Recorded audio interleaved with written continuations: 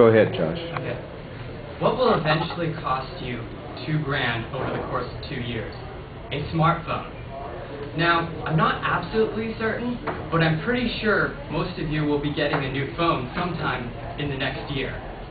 With that in mind, there are over dozens of choices out there to choose from for these smartphones, and it can be sometimes really daunting. But luckily, I'm going to share with you my 3 top picks, so you won't have to worry about this.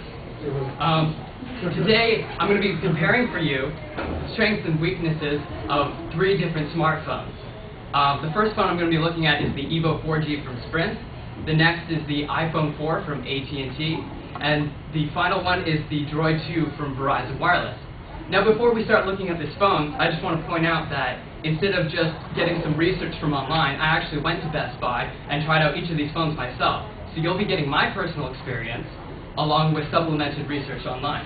Okay, let's look at that first phone, the Evo 4G. Okay, what is special about this phone? It's huge screen. It's 4.3 inches, okay? That's giant. It's like having a home theater system in your pocket. Matt Burns from Mobile Crunch says, the 4.3 display offers so much real estate, it's almost overwhelming, but in a good way. Movies and TV shows are great to watch. It's even got a kickstand, so you can put it on the table and not even have to hold the phone while you're watching a movie. That's how great it is. The phone itself felt really solid in my hands. It felt really well built. And as you'll notice, there's 4 navigation buttons along there. And some phones you'll run into, you'll hit those buttons and nothing will happen, you'll just get annoyed. But those ones were almost instantaneous. Now, this is an Android phone, so you can download all the really cool apps from the Android marketplace. But what sets this phone apart from other Android phones is the Sense theme, or the Sense UI, which pretty much divides up the phone into 7 different pages, where on these pages you can put icons and what are called widgets. That clock right there is a widget. You can instantly look at the time and the weather, and if we go to the next slide, you can even zoom out on all your home screens, which is called Lead View, and look at all the different widgets. Like here, you've got a widget looking at your favorite contacts. There is a friend stream widget, which pretty much allows you to take all of your social networking stuff and put it on your phone and instantly look at it. And you can add many of these widgets. To demonstrate how good this user interface is, we're going to look at this video. A version of HTC Sense is the Leap feature. So you can pinch and quickly jump from screen to screen.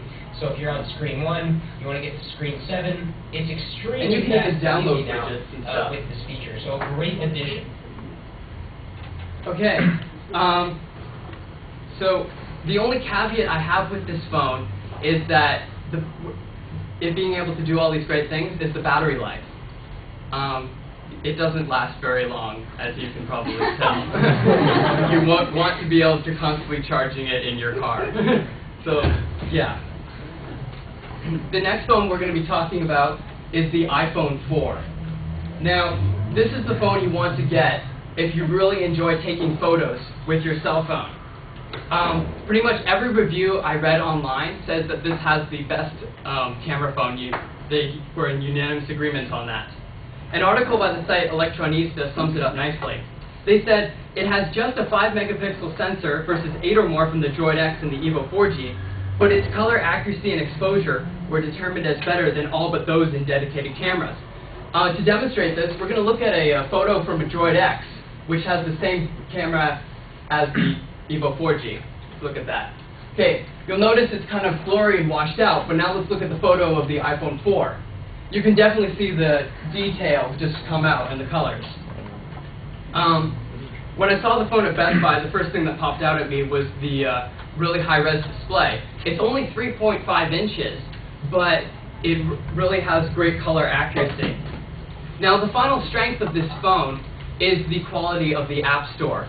Unlike Android, it has a much more developed and better quality apps. And to show this, we're going to look at a comparison between the Facebook app on the iPhone and the Facebook app on the Android. Take a look at that. As you can see, the iPhone 4 app is much more polished, very high-end looking, where the Android app just looks kind of drab. But one of the weaknesses with this phone is that you can't really customize it besides changing the background and moving around the icons. The final phone we're going to be looking at is the Droid 2. This is the phone that you want to get if you enjoy texting with a physical keyboard. I tested it out at Best Buy, and I usually don't use a physical keyboard, but it was really easy to pick up. The keyboard itself, the keys were raised, and so it was nicely spread out, so it was really easy to type on it.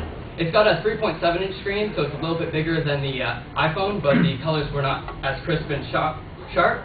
If we look at the next slide, you'll see that it's running what's called the motor blip theme on it, and it's a lot less intrusive, and you just navigate by swiping back and forth, and the apps are really easy to find. So in conclusion, since these three phones are all the same price, it really comes down to personal preference or what carrier you're stuck on. If you want a large screen, go with the EVO 4G. If you enjoy taking photos and using great apps, then go with the iPhone 4. If you need that physical keyboard for texting, then go with the Droid 2.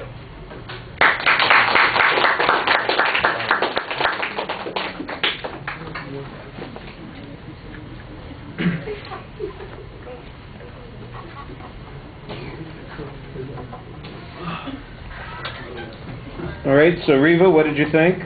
Well, your thesis, I thought it was good. You opened with a rhetorical question. I thought it was kind of interesting. I was like, what are you going to talk about?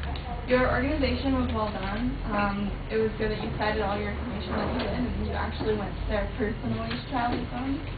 I thought it was really well done when you had all these three phones kind of like for different needs of people, because I know people are different in what they want in their phones. So I like how you did the goods and like the bads of it, and not just like being a little bit biased. Your research was well done as well. It was good. I would just say that you had good eye contact with us. I would say to control your body movements a little bit, to try to calm yourself. Okay. So, but overall, good presentation. All right. I like the attention device. I thought the topics clearly identified. You had a good statement of what your thesis was. There's an excellent preview. It's organized topically. The signposts, the transitions between the points are sometimes a little mechanical, but we always know where you are in the speech, which is good.